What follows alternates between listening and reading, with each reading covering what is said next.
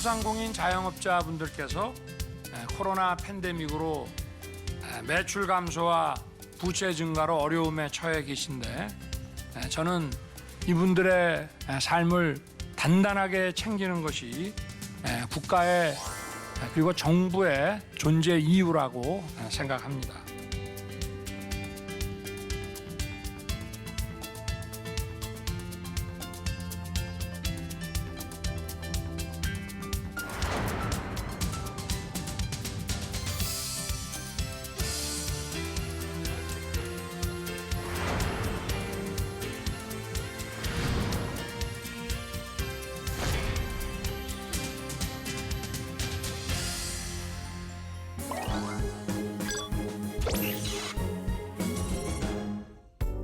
코로나19로 직격탄을 맞았다는 소상공인을 찾아 대전의 한 웨딩 업체를 찾았습니다. 안녕하세요. 지금 사진 촬영에 쓰는 조명 정리하고 있습니다. 저는 주로 웨딩 스냅 촬영을 하고 있고요. 스냅 촬영하고 보정하고 액자도 제작하고 또 납품도 하고 그런 일을 하고 있습니다. 웨딩 스냅 업체를 운영 중인 김정호 씨는 코로나19가 시작되기 직전 사업자를 내고 야심차게 자영업을 시작했는데요. 코로나 직전이니까 한 2019년 말쯤 해서 이제 개인 사업자 되고 그때부터 이제 본격적으로 시작하게 된 것 같습니다. 사업 초반에는 그래도 지인들도 많이 소개를 시켜주고 예약을 하지 않으면 이제 예약이 불가능할 정도로 잘 됐었는데 이제 코로나가 터지고 나서 거의 매출이 반토막이 나버렸죠. 김정호 씨처럼 코로나19로 매출이 감소했다는 소상공인이 무려 80%에 달할 정도로 코로나19는 소상공인들에게 어두운 터널이나 다름없었습니다. 사실 벌어놓은 걸로 버티는 데는 한계가 있었고요. 집에도 손을 한번 벌려보고 또 은행 대출도 알아보고 신용카드 현금 서비스도 알아보고 그렇게 버텼습니다. 예상하지 못했던 위기로 경제 사정이 어려워진 소상공인들은 결국 빚으로 버틸 수밖에 없었습니다. 사회적 거리두기가 완화되면서 이전보다는 매출이 많이 회복되고 있는 상황이기는 한데요. 특히나 요즘 같을 때 베이비 스텝이다, 자이언트 스텝이다 하면서 금리가 많이 오르고 있어서 많이 힘든 상황이고요. 사실 금리도 오르고 인건비다, 액자 재료비 다 오르고 있는 상황이어서 사실 지금도 쉽지가 않습니다. 사회적 거리두기 완화로 매출이 다시 회복세로 돌아섰더라도 소상공인들은 여전히 경영 사정이 매우 어렵다고만 합니다. 그 이유는 무엇일까요? 세 가지 정도로 구분할 수 있을 것 같은데요. 첫 번째는 코로나 시작 전이었던 2019년 말 소상공인들 부채가 717조 원이었는데 금년 7월 말 기준으로는 938조 원입니다. 무려 200조 원 이상이 드러나는 건데요. 세 곳 이상에서 대출을 받은 다중채무자라고 합니다. 이 다중채무자가 4.4배나 증가했다는 것이죠. 그래서 금리가 급격하게 올라가는 상황에서 이분들의 금리 부담이 굉장히 심해지고 있다라고 하는 게 첫 번째 이유이겠고요. 두 번째는 러시아 우크라이나 전쟁, 미국과 중국의 패권 다툼으로 인해서 원자재 가격이 급격하게 올라가고 있어요. 그러니까 이분들은 더군다나 금리도 어려운데 원자재 가격까지 올라가니까 생산 비용이 너무 올라간 거죠. 세 번째 이유는 전반적으로 우리나라 부채 상황이 높다 보니까 금리가 올라가면서 사람들이 지갑을 닫기 시작했다는 거죠. 물가도 고물가가 되면서 사람들이 또 지갑을 닫기 시작했고, 그래서 결국은 우리 소상공인들은 사회적 거리두기가 해제가 됐음에도 불구하고 삼중고를 겪고 있다. 코로나19 기간 동안 소상공인과 중소기업의 매출은 계속 감소했고 반면 부채는 반대로 증가했는데요. 이러한 부채 규모는 한 개인의 파산이 아니라 우리 사회가 당장 해결해야 하는 커다란 위험으로 우리 앞에 놓여 있습니다. 가장 중요한 문제는 이 소상공인들의 부채가 부실화되는 것이죠. 금융기관에서 돈을 빌린 다중채무자가 2021년 말 190조 중에서 약 82조가 이런 부채입니다. 이 부채가 부실화되는 순간 금융기관들이 큰 타격을 입게 되겠죠. 그럼 금융이 부실화되면 금융기관에서 쫓겨나는 사람도 생기게 되겠고, 그 다음에 이 소상공인들은 폐업을 해야 되거나 신용불량자가 될 가능성이 높습니다. 그래서 금융부실과 일자리 상실과 소비 여력 감소라고 하는 이 세 가지의 문제가 또 생기게 되는 겁니다. 그래서 악순환이 계속 되는 겁니다. 그럼 이게 우리 경제에 굉장히 중요한 타격을 입히게 되겠죠. 그래서 급격히 불어난 부채 리스크를 최소화하기 위한 각종 지원 방안이 모색되고 있습니다. 10월부터 본격적인 상담이 시작된 새출발 기금이 가장 대표적인 금융 지원책이죠. 코로나로 어려움을 겪는 소상공인, 자영업자의 채무 부담을 완화하는 새출발 기금 시행령을 의결합니다. 무너진 서민 경제 회복을 위해 정부는 가용 자원을 총동원해서 돕겠습니다. 총 30조 원 규모로 조성될 예정인 새출발 기금은 코로나19로 피해를 입은 소상공인 중 90일 이상 장기 연체자나 대출로 인해 파산이 우려되는 사람들을 대상으로 합니다. 그런데 정부의 소상공인 긴급구조 플랜에는 새출발 기금만 있는 것은 아닙니다. 빚을 갚을 능력이 있는 소상공인은 맞춤형 정책자금과 저금리 대환 프로그램을 활용할 수 있습니다. 자영업자와 소상공인의 유동성과 경쟁력 제고를 위해 향후 2년간 41조 2천억 원 규모의 맞춤형 정책자금이 신용보증기금과 중소기업은행을 통해 공급될 예정인데요.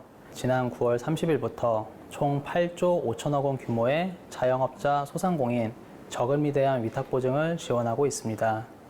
22년 5월 31일 이전에 은행이나 비은행에서 받은 7% 이상의 고금리 사업자 대출을 보증료 포함 최대 6.5%의 부담으로 낮춰주는 제도인데요. 재난지원금, 손실보상금을 받았거나 금융권 만기 연장 상환유예를 적용받은 개인기업이나 법인 소기업을 대상으로 합니다. 여기에 지난 9월 말부터는 올해 2분기 소상공인 손실보상금도 지급되기 시작했습니다. 방역 조치를 이행한 소상공인 중 매출이 감소한 65만 명을 대상으로 총 8,900억 원이 지급될 예정. 이러한 금융지원책은 고금리, 고환율, 고물가로 허덕이는 소상공인에게 마지막 희망의 씨앗이 될 것으로 보입니다.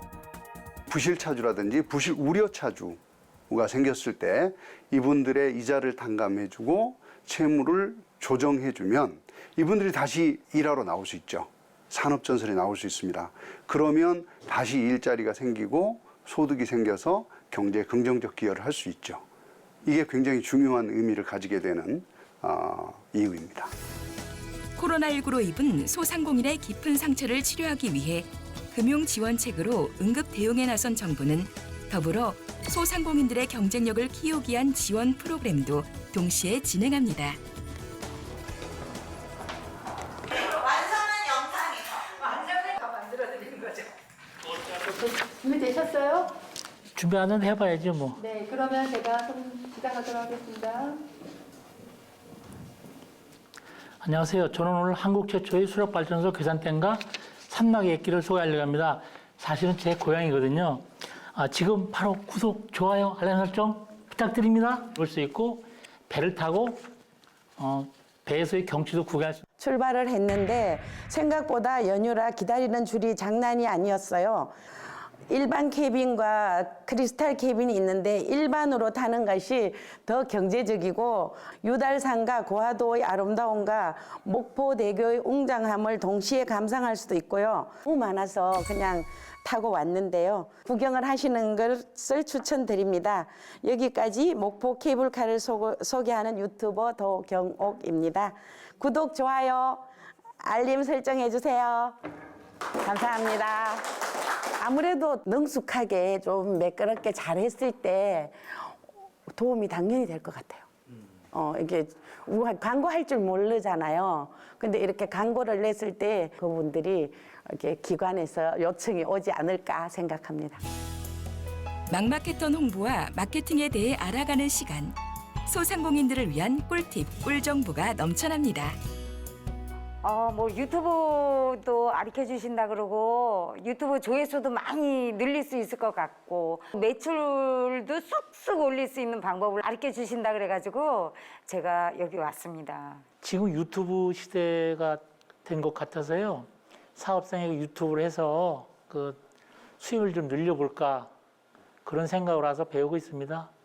유튜브에 대한 그 어떤 운영체계, 알고리즘, 스토리 전개를 어떻게 해야지만 좋을까 이런 거에 대해서 배웠는데요. 강사님께서 세밀하게 잘 알려주셔서 앞으로 유튜브를 해서 그 사업에 성공하는 데 큰 도움이 될 것 같습니다. 이런 교육을 소상공인에게 적극적으로도 해주셔서 소상공인의 그 사업에 큰 도움이 되었으면 하는 마음 간절합니다. 어찌되었든 간에 지금 소비자들이 그 상품을 선택하거나 그 기업을 선택할 때 중요한 요소 중에 하나가 SNS와 그 유튜브 등 요새 그 트렌드가 돼 있는 그런 매체들을 통해서 많이 접하고 있고, 특히나 그런 성공 사례들이 주변에 좀 있다고 생각을 합니다. 저희가 지금 유튜브 과정 이외에 SNS 마케팅 과정이나 실전 창업 과정, 커뮤니케이션 과정 등등 포함해서 사업 역량 강화를 위한 교육들을 진행하고 있고요. 좋은 제품은 있지만 판로 확장이 어려운 소상공인을 위해 홈쇼핑 대비의 기회도 있다는데요.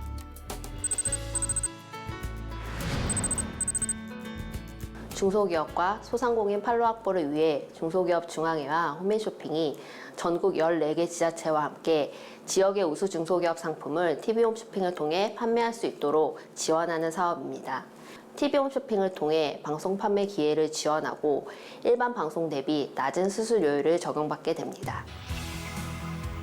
고물가, 고금리, 고환율의 높은 산이 우리 앞에 있습니다. 그래서 이 산을 함께 넘기 위해 정부가 소상공인 긴급구조에 나섰습니다. 촘촘한 계획과 발빠른 실행력을 갖춘 긴급구조 플랜. 소상공인의 멈췄던 심장을 다시 빠르게 뛰도록 할 것입니다.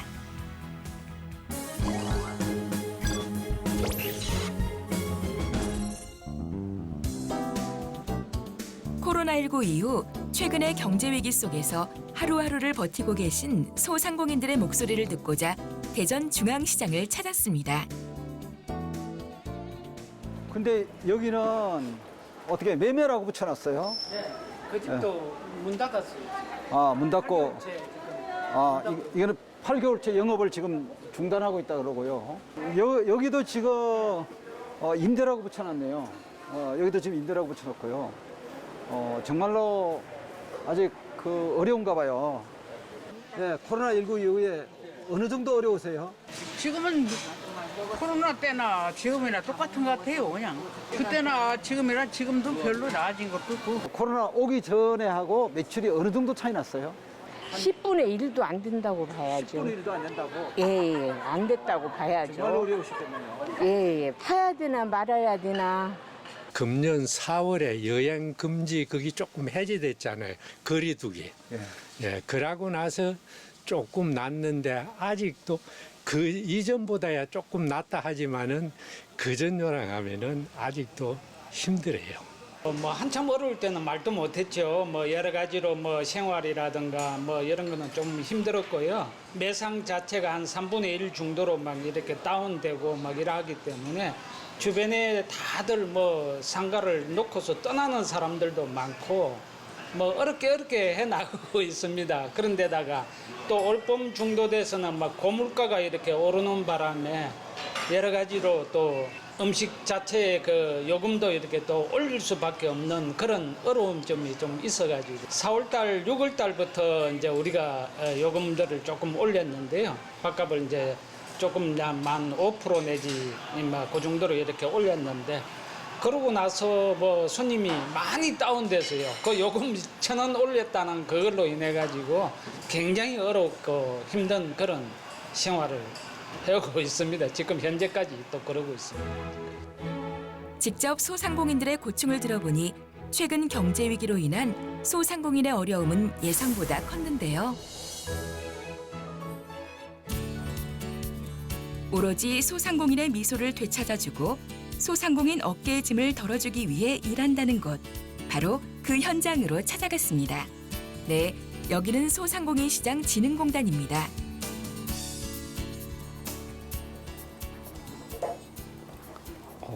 굉장히 바쁘시게 일하시네요. 예. 안녕하십니까. 예, 안녕하세요. 예. 코로나는 끝났지만 그 코로나 이전에 있는 피해는 아직 남아있기 때문에 저희가 그에 따른 많은 정책들이나 이런 거를 많이 준비하고 또 실행을 하고 있는데요. 저희 앞에 좀 가서서 설명을 같이 도와드리도록 하겠습니다. 카드 충전, 이거 참 좋겠는데요. 한번 좀 설명해 주실래요? 저희가 현재 온누리 상품권을 기존에 실행을 하고 있었는데 이제 카드형 온누리 상품권을 이제 도입을 했습니다. 이제 그래서 본인이 사용하고 있던 카드에 충전을 활용을 해서 그대로 결제만 하면 온누리 상품권을 이제 그대로 사용하는 것과 동일한 효과를 낼 수 있는 그런 사업을 이제 도입을 했습니다.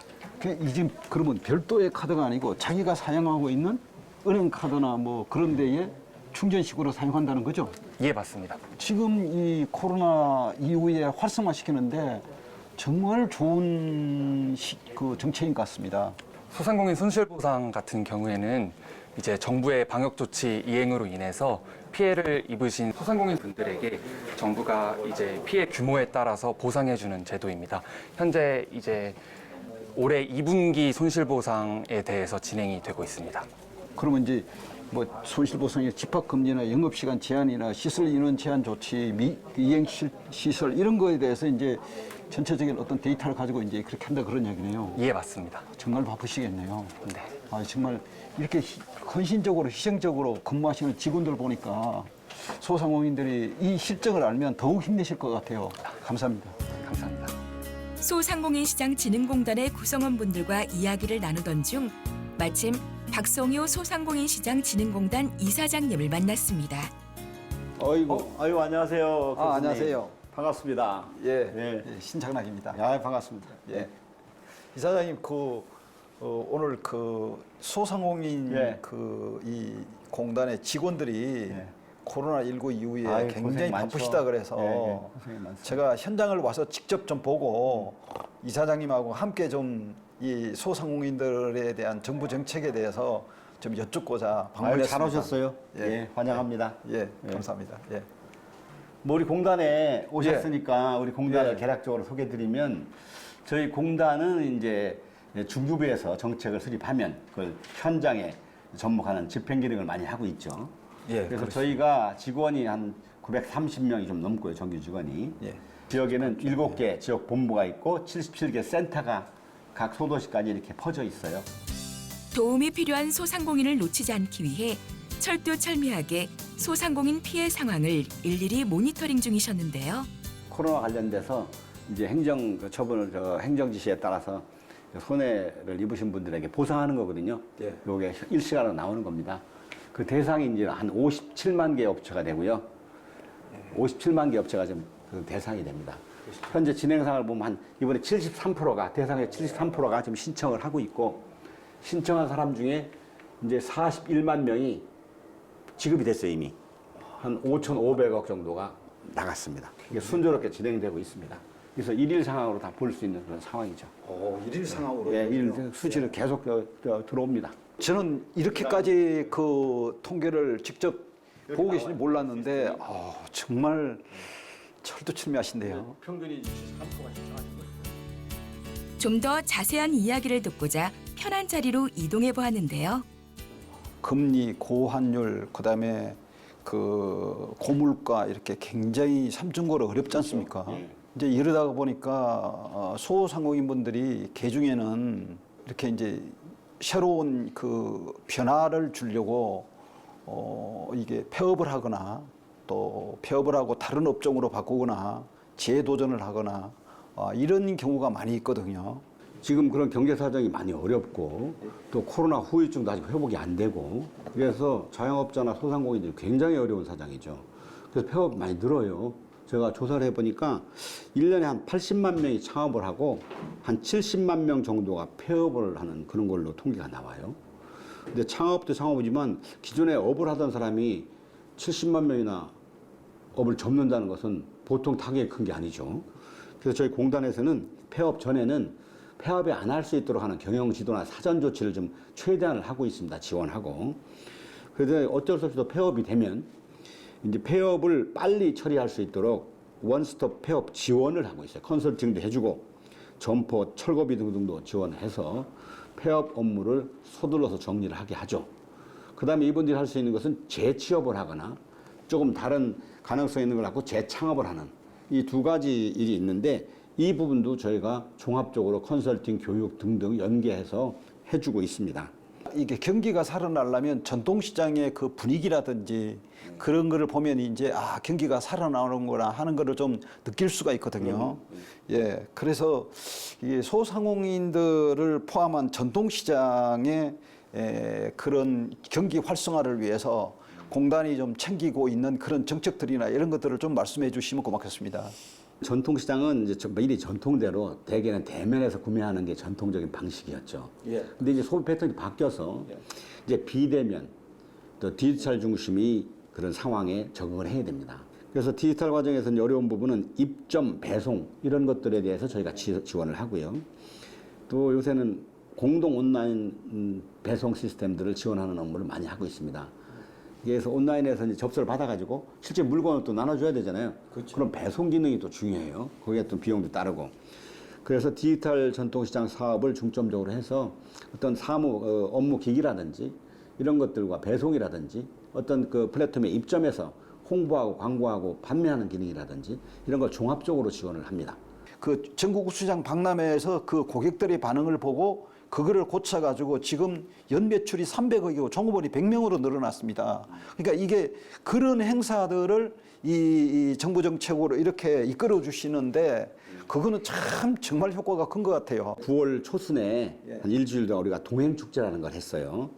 소상공인하고 중소기업 제품을 상생소비 운동으로.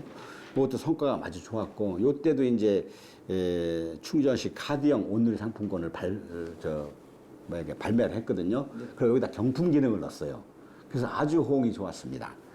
또 9월 30날부터 10월 2일까지는 영주에서 전국 우수시장 박람회라는 걸 했어요. 그래서 각 명품 물건들 좀 선보이고 판매하고 홍보하고 다양한 프로그램을 했는데 약 한 4만 명이 다녀가셨어요. 이제 11월이 되면 코리아 세일 페스타라고 해서 국내 최대의 소비 행사를 같이 열게 됩니다. 그리고 연말에는 크리스마스 마켓이라고 해가지고 또 소비 촉진 활동을 통해서 이제 전통시장이나 이런 쪽에 판매를 촉진하는 그런 기능들을 우리가 지원하고 있죠. 코로나19로 무너진 소상공인들의 경영 정상화 지원부터 디지털 대전환 시대를 위한 맞춤형 지원, 여기에 대규모 행사를 통한 경제 활성화 선도까지 지금도 어두운 터널 속에 있는 소상공인이라면 소상공인 시장진흥공단과 함께 다시 일어서는 건 어떨까요?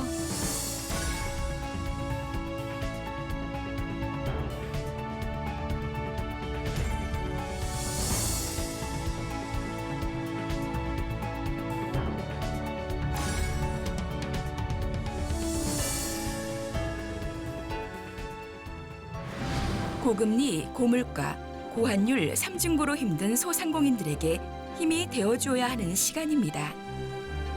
코로나19로 무너진 소상공인을 다시 일으키는 것은 국가 경제를 일으키는 초석이기 때문이죠.